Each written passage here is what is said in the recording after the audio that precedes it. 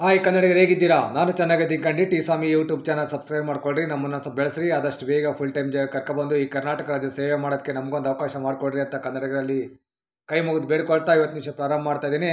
ನಾಡಿನ ಸಮಸ್ತ ಜನತೆಗೆ ಟಿ ಸ್ವಾಮಿ ಯೂಟ್ಯೂಬ್ ಚಾನಲ್ ಪರವಾಗಿ ಸ್ವಾತಂತ್ರ್ಯ ದಿನಾಚರಣೆ ಶುಭಾಶಯಗಳನ್ನು ಕೊಡ್ತಾ ಇದ್ದೇನೆ. ನಿಮಗೆಲ್ಲ ಗೊತ್ತಿದೆ, ನಿನ್ನೆ ಸುಪ್ರೀಂ ಕೋರ್ಟಲ್ಲಿ ಒಂದು ಬೇಲು ರದ್ದಾಗಿ ಆದೇಶ ಹೊರಡಿಸಿದೆ. ಅದೇ ಪ್ರಕಾರವಾಗಿ ಪವಿತ್ರ ಗೌಡ ಮತ್ತು ದರ್ಶನ್ನ ಬಂಧಿಸಲಾಗಿದೆ. ಮತ್ತೆ ಪರಪ್ಪನ ಅಗ್ರಹಾರ ಜೈಲಿಗೆ ಕರ್ಕೊಂಡೋಗಿದ್ದಾರೆ ಸಹಚರರನ್ನ. ನಿಮಗೆಲ್ಲ ಗೊತ್ತಿದೆ. ಇವತ್ತು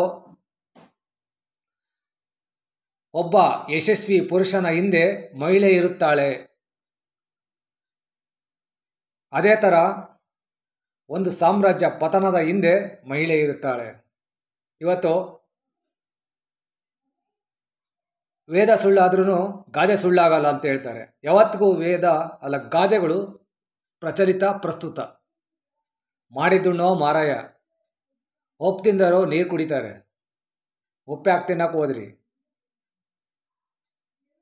ಇವು ಒಂದು ಗಾದೆಗಳು ಭಾಳ ಪ್ರಸ್ತುತ ಆಗ್ತಾ ಇದ್ದಾವೆ. ಇವತ್ತು ಒಂದು ಕೆಟ್ಟ ಗಳಿಗೆ, ಕೆಟ್ಟ ಕಾಲಗಳು, ಕೆಟ್ಟ ಸನ್ನಿವೇಶಗಳು ನಮ್ಮ ಬದುಕಿನಲ್ಲಿ ಬಂದೋಗ್ಬಿಡ್ತವೆ ನಮಗೆ ಗೊತ್ತಿಲ್ಲದಲೇ. ಆದರೆ ದೊಡ್ಡ ಸ್ಥಾನದಲ್ಲಿರ್ತಕ್ಕಂಥ ಚಾಲೆಂಜಿಂಗ್ ಸ್ಟಾರ್ ದರ್ಶನ್ ಆ ಕೆಟ್ಟ ಗಳಿಗೆಯನ್ನು, ಕೆಟ್ಟ ಸನ್ನಿವೇಶವನ್ನು ಅರ್ಥ ಮಾಡಿಕೊಳ್ಳೋದರಲ್ಲಿ ವಿಫಲವಾಗಿ ಇವತ್ತು ತನ್ನ ಸಾಮ್ರಾಜ್ಯನೇ ಪತನ ಹೊಂದಲಿಕ್ಕೆ ಕಾರಣರಾಗಿದ್ದಾರೆ ದರ್ಶನ್ ಸಾಮ್ರಾಜ್ಯ ಪತನ, ದರ್ಶನ್ ಅಧ್ಯಾಯ ಮುಗಿದೋಗಿರೋ ಅಧ್ಯಾಯ. ಇದೇ ಇವತ್ತಿನ ವಿಷಯ.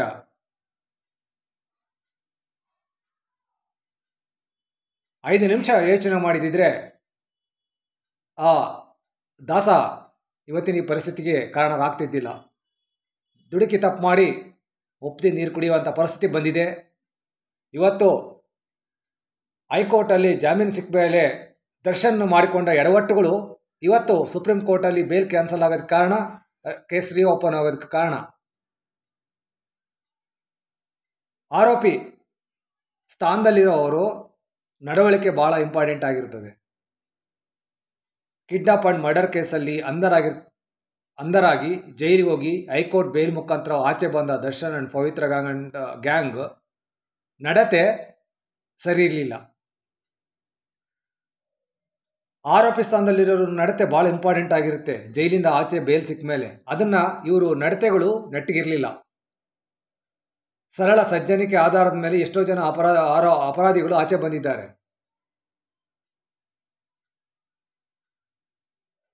ದರ್ಶನ್ ಜೈಲಲ್ಲಿದ್ದಾಗ, ಜೈಲಿಂದ ಬೇಲ್ ಸಿಕ್ಕಿ ಆಚೆ ಬಂದಾಗ ಕರ್ನಾಟಕ ರಾಜ್ಯದ ಜನತೆ ಏನಂತ ಅಂದ್ಕೊಂಡಿದ್ರು, ಏನು ಎಕ್ಸ್ಪೆಕ್ಟೇಷನ್ ಮಾಡಿದ್ರಪ್ಪ ಅಂತಂದರೆ, ದರ್ಶನ್ ದೊಡ್ಡ ಪ್ರೆಸ್ ಮೀಟ್ ಮಾಡಿ ಕರ್ನಾಟಕ ರಾಜ್ಯದ ಜನತೆ ಸಾರಿ ಕೇಳ್ತವ್ರೆ, ನಮ್ಮಿಂದ ತಪ್ಪಾಗಿದೆ, ಏನೂ ಆಗಬಾರ್ದಾಗಿತ್ತು, ಆಗೋಯ್ತು, ಕ್ಷಮಿಸಿ ಅಂತ ಕರ್ನಾಟಕ ರಾಜ್ಯದ ಜನತೆ ಸಾರಿ ಕೇಳ್ತಾರೆ ಅಂತ ಎಲ್ಲರೂ ಅಂದ್ಕೊಂಡಿದ್ರು. ಅದು ಮಾಡಲಿಲ್ಲ. ಎರಡನೇದಾಗಿ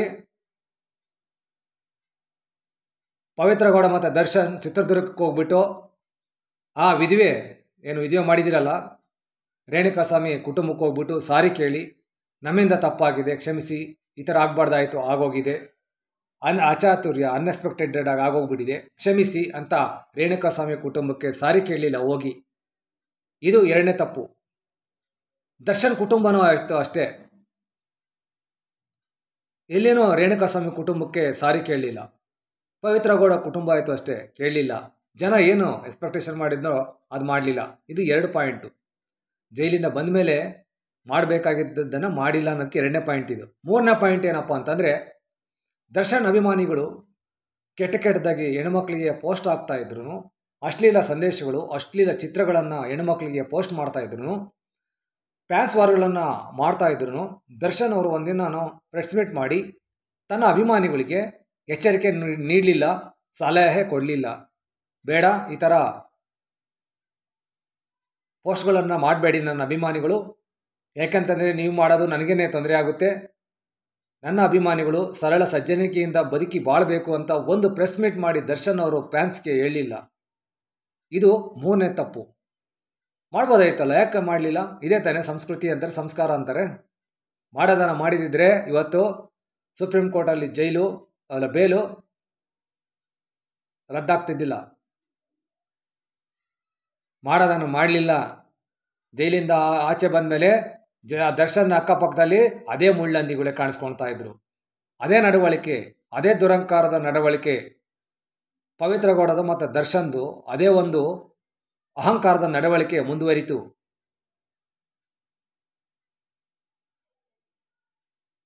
ಜೈಲಿಂದ ಆಚೆ ಬಂದ ಮೇಲೆ ತಪ್ಪನ್ನು ತಿದ್ಕೊಳ್ತಾರೆ, ಸರಿ ಹೋಗ್ತಾರೆ, ಸಜ್ಜನತನದಿಂದ ಬದುಕ್ತಾರೆ ಅಂತ ಎಲ್ಲರೂ ಅಂದ್ಕೊಂಡಿದ್ರು. ಆದರೆ ಇವರಿನ್ನೂ ದುರಂಕಾರದಲ್ಲಿ ಮಿರಿಯಕ್ಕೆ ಸ್ಟಾರ್ಟ್ ಮಾಡಿದ್ರು. ನಾನು ಹೇಳಿದ್ನಲ್ಲ, ಆರೋಪಿ ಸ್ಥಾನದಲ್ಲಿರುವವರು ಸಮಾಜ ಮತ್ತು ನ್ಯಾಯಾಲಯ ಮತ್ತು ಪೊಲೀಸ್ ಡಿಪಾರ್ಟ್ಮೆಂಟು ಎಲ್ಲ ಏನು ನೋಡುತ್ತಪ್ಪ ಅಂದರೆ ಅವನ ನಡವಳಿಕೆಯನ್ನು ನೋಡುತ್ತೆ. ಅವನ ನಡವಳಿಕೆ ಸರಿ ಹೋಗಲಿಲ್ಲ ಅಂತಂದರೆ ಇವನು ರಾಜ್ಯಕ್ಕೆ ಮಾರಕ, ಇವನಿಂದ ರಾಜ್ಯದಲ್ಲಿ ಅಶಾಂತಿ ಉಂಟಾಗುತ್ತೆ ಅಂತ ಹೇಳ್ಬಿಟ್ಟು ಎಲ್ಲರೂ ಮುನ್ನೆಚ್ಚರಿಕೆ ಕ್ರಮ ತೆಗೆದುಕೊಳ್ತಾರೆ. ಇದು ಮಾಡೋದನ್ನ ಮಾಡಲಿಲ್ಲ ದರ್ಶನ್ ಅವರು, ಪವಿತ್ರ ಗೌಡ ಅವರು. ಇವತ್ತು ಸುಪ್ರೀಂ ಕೋರ್ಟಲ್ಲಿ ಬೇಲ್ ಕ್ಯಾನ್ಸಲ್ ಆಗೋದಕ್ಕೆ ಇವೆಲ್ಲ ಕಾರಣಗಳು ಇರ್ತವೆ. ಹಾಗಾಗಿ ಜೈಲಿಂದ ಆಚೆ ಬಂದ ಮೇಲೂ ಬದಲಾಗಲಿಲ್ಲ. ಆಮೇಲೆ 4ನೇ ಪಾಯಿಂಟ್ ಇದೆ, ಏನಪ್ಪ ಅಂತಂದರೆ ಬೆನ್ನು ನೋವಿದೆ, ಬೆನ್ನು ಭಾಳ ನೋವಿದೆ, ಅದು ಲಕ್ಕೋ ಹೊಡೆಯುತ್ತೆ ಕಾಲಿಗೆ, ಆಪರೇಷನ್ ಮಾಡಲೇಬೇಕು ಅಂತ ಇಡೀ ರಾಜ್ಯದ ಜನತೆಗೆ, ಇಡೀ ದೇಶದ ಜನತೆಗೆ ಸುಳ್ಳು ಹೇಳಿ ಬೇಲ್ ತಗೊಂಡು ಆಚೆ ಬಂದು ಆಪರೇಷನ್ನು ಇಲ್ಲ, ಬೆನ್ನೋವು ಇಲ್ಲ, ಅದೇ ತಲೆ ಎತ್ಕೊಂಡು ನಡೆದಾಡೋದು ಸ್ಟಾರ್ಟ್ ಆಯಿತು. ಫಾರಿನ್ಗೆ ಹೋಗ್ಬಿಟ್ಟು ಬೇರೆ ವಿದೇಶಕ್ಕೆ ಹೋಗ್ಬಿಟ್ಟು ಸಾಂಗ್ ಶೂಟಿಂಗ್ ಎಲ್ಲ ಮಾಡ್ಕೊಬಂದರು. ಅವಾಗ ಬೆನ್ನು ಕಾಣಲಿಲ್ವಾ? ಯಾಕೆ ಸಮಾಜಕ್ಕೆ, ರಾಜ್ಯದ ಜನತೆಗೆ ಸುಳ್ಳು ಹೇಳ್ತೀರಾ? ಸತ್ಯ ಹೇಳ್ಬೋದಾಗಿತ್ತಲ್ಲ. ಆಪರೇಷನ್ನೂ ಆಗಲಿಲ್ಲ. ಇದು ಜನ ಮಾತಾಡ್ತಾ ಇದ್ದಾರೆ. ಕುಣಿಬೇಕಾದ್ರೆ ಬೆನ್ನೋವು ಬರಲ್ವಾ? ಸಾಂಗಿಗೆ ಕುಣಿಬೇಕಾದ್ರೆ ಬೆನ್ನೋವು ಬರಲ್ವಾ? ಇವು ಜನಗಳಲ್ಲಿ ಸಂಶಯನ ಉಂಟು ಮಾಡಿದು. ಇದು ನಾಟಕ, ಕಪಟ ನಾಟಕ ಅಂತ ಗೊತ್ತಾಯಿತು. ನ್ಯಾಯಾಧೀಶರಿಗೂ ಗೊತ್ತಾಯಿತು.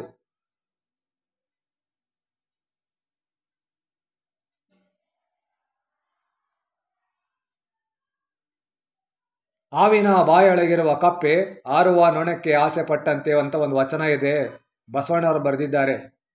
ಹಾವಿನ ಬಾಯೊಳಗಿರುವ ಕಪ್ಪೆ, ಆ ಕಪ್ಪೆಗೇನು ಗೊತ್ತು ನಾನು ಎಲ್ಲಿದ್ದೀನಿ ಅಂತ? ಆ ಕಪ್ಪೆಗೆ ನಾನು ಎಲ್ಲಿದ್ದೀನಿ ಅಂತ ಗೊತ್ತಿಲ್ಲ. ಅದು ಹಾವಿನ ಬಾಯಿಯೊಳಗೈತೆ. ಹೊರಗಡೆ ಹಾರೋ ನೊಣಕ್ಕೆ ಆಸೆ ಪಟ್ಟಂತೆ. ಇವತ್ತು ದರ್ಶನ್ ಪವಿತ್ರ ಗೌಡ ಪರಿಸ್ಥಿತಿ ಹಂಗಿದೆ.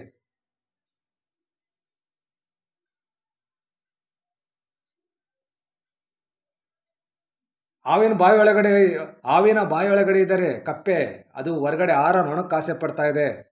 ಅದಕ್ಕೆ ಅರಿವಿಲ್ಲ ನಾನು ಎಲ್ಲಿದ್ದೀನಿ ಅಂತ. ಬೇಲ್ ಬಂದಮೇಲೆ ನೀವು ಯಾವ ಥರ ಇರಬೇಕಾಗಿತ್ತು ಹೇಳಿ? ನೀವು ಆಲ್ರೆಡಿ ಕಾನೂನು ಎಂಬ ಕುಣಿಕೆಯಲ್ಲಿ ಸಿಲುಕಿ ಲೀಗಲ್ಲಾಗಿ ಕಾನೂನು ಎಂಬ ಹಾವಿನ ಬಾಯಿಯೊಳಗಿದ್ದೀರಾ ನೀವು.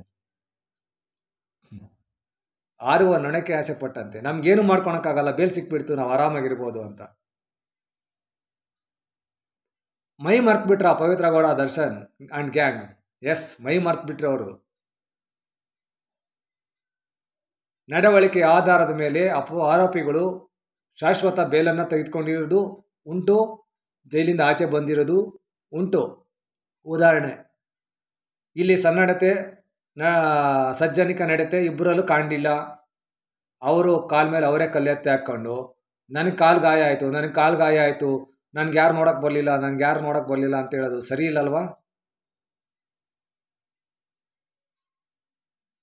ನೀವು ಯಾರು ಹೇಳಿದ್ರಿ ನಿಮಗೆ ಕಾಲ ಮೇಲೆ ಕಲ್ಲೆತ್ತಿ ಹಾಕೊಳ್ರಿ ಅಂತ? ನೀವು ಮಾಡ್ಕೊಂಡಿರೋ ತಪ್ಪಿಗೆ ನೀವೇ ಶಿಕ್ಷೆ ಅನುಭವಿಸ್ಬೇಕು, ಇನ್ನೊಬ್ಬರ ಮೇಲೆ ದೂರಬಾರ್ದು. ಯಾರು ಕಿಡ್ನಾಪ್ ಮಾಡಿ ಕೊಲೆ ಮಾಡಿ ಅಂತ ಯಾರು ಹೇಳ್ಕೊಡ್ಲಿರ್ಲಿಲ್ಲ. ನೀವೇನಾದರೂ ವರ್ಲ್ಡ್ ಕಪ್ ಗೆದ್ಕೊ ಬಂದಿರಾ ನಿಮ್ಮ ನೋಡೋಕ್ಕೆ ಬರೋಕ್ಕೆ? ಇಲ್ಲ ತಾನೆ? ಜೈಲಿಂದ ಆಚೆ ಬಂದ ಮೇಲೂ ಬುದ್ಧಿ ಕಲೀಲಿಲ್ಲ ಅಂದರೆ ಸಮಾಜನೂ ಬಿಡಲ್ಲ, ನ್ಯಾಯಾಲಯನೂ ಬಿಡಲ್ಲ, ಪೊಲೀಸ್ ಡಿಪಾರ್ಟ್ಮೆಂಟು ಬಿಡಲ್ಲ. ಯಾಕಂದರೆ ಮುಂದೆ ದೊಡ್ಡ ತಲೆದಂಡವನ್ನು ನ್ಯಾಯಾಧೀಶರು, ಬೇಲ್ ಕೊಟ್ಟಿರ್ತಕ್ಕಂಥ ನ್ಯಾಯಾಧೀಶರು ತಲೆ ತಗ್ಸ್ಬೇಕಾಗುತ್ತೆ. ಅದೇ ಮುಳ್ಳಂದಿಗಳು ಅಕ್ಕಪಕ್ಕದಾಗ ಕಾಣಿಸ್ಕೊಳ್ತಾವ್ರೆ.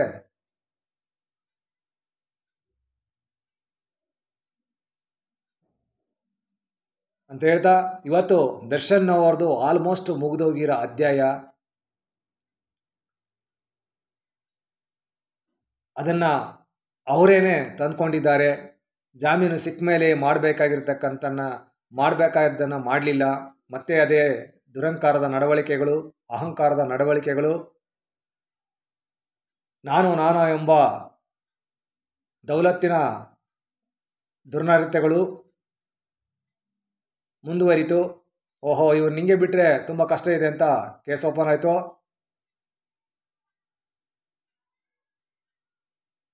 ಈ ಥರ ಆಗಬಾರ್ದು, ಯಾರ ಮೇಲೂ ದೂರಬಾರ್ದು, ದೂಷಣೆ ಮಾಡಬಾರ್ದು, ನಮ್ಮ ತಪ್ಪನ್ನು ನಾವು ಒಪ್ಕೋಬೇಕು ಅಂತ ಹೇಳ್ತಾ ಇದು ಒಂದು ಸಮಾಜಕ್ಕೆ ಪಾಠ. ಇಲ್ಲಿ ಹಣಬಲ, ತೋಳ್ಬಲ ಏನು ನಡೆಯೋದಿಲ್ಲ ಅನ್ನೋದಕ್ಕೆ ಇವತ್ತು ಒಂದು ದೊಡ್ಡ ಉದಾಹರಣೆ. ನ್ಯಾಯಾಂಗ ಅನ್ನೋದು, ಕಾನೂನು ಅನ್ನೋದು ಶ್ರೀಮಂತರಿಗೊಂದೇ, ಬಡವರಿಗೊಂದೇ ಒಂದೇ ಅನ್ನೋದನ್ನು ಇವತ್ತು ಸಾಬೀತಾಗಿದೆ. ನೀನು 100 ಕೋಟಿ ಅಲ್ಲ 1000 ಕೋಟಿ ಚೆಲ್ಲಿದ್ರೂ ನೀನು ಆ ಕಾನೂನು ಕುಣಿಕೆಯಿಂದ ಆಚೆ ಬರೋಕ್ಕಾಗೋದಿಲ್ಲ. ನಿನ್ನ ಆಸ್ತಿ ಅಂತಸ್ತು ನಿನ್ನ ಶ್ರೀಮಂತಿಕೆಯಲ್ಲಿ ಕೆಲಸ ಮಾಡಲ್ಲ. ನಿನ್ನ ನಡವಳಿಕೆ ಒಳ್ಳೆ ನಡವಳಿಕೆ ಕೆಲಸ ಮಾಡುತ್ತೆ. ನಿನ್ನ ಒಳ್ಳೆ ನಡವಳಿಕೆ ಎಲ್ಲಿ ಕಾಣಿಸ್ತು? ಇಲ್ಲ ತಾನೇ. ಸಮಾಜನೂ ಸುಮ್ಮನೆ ಕೂರೋದಿಲ್ಲ. ನೀನು ಮಾಡೋ ತಪ್ಪನ್ನೆಲ್ಲ ನೋಡಿಕೊಂಡು ಸಮಾಜ ಸುಮ್ಮನೆ ಕೂರೋದಿಲ್ಲ. ಹೇಳಿ ಕೇಳಿ ಕರ್ನಾಟಕ ಸಜ್ಜನರ ರಾಜ್ಯ ಇದು. ಇಲ್ಲಿ ದುರ್ಜನರಿಗೆ ಜಾಗ ಇಲ್ಲ. ಅವನೆಷ್ಟೇ ಪ್ರಬಲಶಾಲಿ, ತೋಳ್ಬಲ, ಹಣಬಲ ಇದ್ರೂ ಗಂಟು ಮೂಟೆ ಕಟ್ಟಿಸ್ತದೆ ಕರ್ನಾಟಕ, ಯಾರನ್ನಾಗಿ ಇರಲಿ ಅವನು. ಇದನ್ನು ಕೆಲವರು ಹಣವಂತರು, ಶ್ರೀಮಂತರು ಕಾನೂನು ಕೊಂಡ್ಕೊಳ್ತೀವಿ, ಪೊಲೀಸ್ ಇಲಾಖೆನ ಕೊಂಡ್ಕೊಳ್ತೀವಿ, ಲಾಯರ್ಗಳನ್ನ ಕೊಂಡ್ಕೊಳ್ತೀವಿ ಅಂತ ಯಾರೋ ಯೋಚನೆ ಮಾಡೋಕ್ಕೆ ಹೋಗಬೇಡಿ. ನಿಮ್ಮನ್ನು ಚಾಪೆನಲ್ಲಿ ಸುತ್ತಿ ಬಿಸಾಕ್ತದೆ ಕಾನೂನು. ಈ ದೌರ್ಜನ್ಯಗಳು, ದರ್ಪಗಳು ಇವೆಲ್ಲನೂ ಬಿಟ್ಬಿಟ್ಟು, ಹಿಂಸೆಗಳು ಇವನ್ನೆಲ್ಲ ಬಿಟ್ಬಿಟ್ಟು ನೆಟ್ಟಿಗೆ ಸಮಾಜದಲ್ಲಿ ಬದುಕಿರಿ.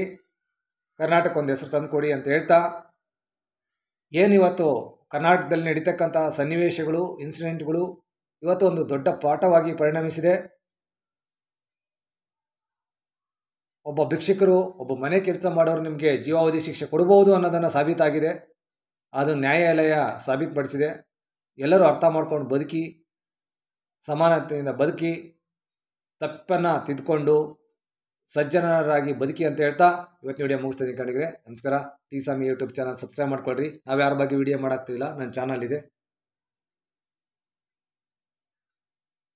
ಇರೋದನ್ನು ನಮ್ಮ ಚಾನಲು ಡೈರೆಕ್ಟಾಗಿ ಹೇಳ್ತದೆ. ಯಾರೂ ಇಲ್ಲಿ ಹಣ ಬಲಕ್ಕೂ ತೋಳ್ಬಲಕ್ಕೂ ಈ ಚಾನಲ್ ಎದುರೋದಿಲ್ಲ. ರಾಜ್ಯಕ್ಕೋಸ್ಕರ ಏನು ಬೇಕಾದ್ರೂ ಸೇವೆ ಸಲ್ಲಿಸೋದಕ್ಕೆ ಈ ಚಾನಲ್ ರೆಡಿ ಇದೆ ಅಂತ ಹೇಳ್ತಾ ಇವತ್ತು ವಿಡಿಯೋ ಮುಗಿಸ್ತಿದ್ದೀನಿ. ಟಿ ಸ್ವಾಮಿ ಯೂಟ್ಯೂಬ್ ಚಾನಲ್ ಸಬ್ಸ್ಕ್ರೈಬ್ ಮಾಡ್ಕೊಳ್ಳಿ, ನಮ್ಮನ್ನು ಸ್ವಲ್ಪ ಬೆಳೆಸ್ರಿ. ನಮಸ್ಕಾರ.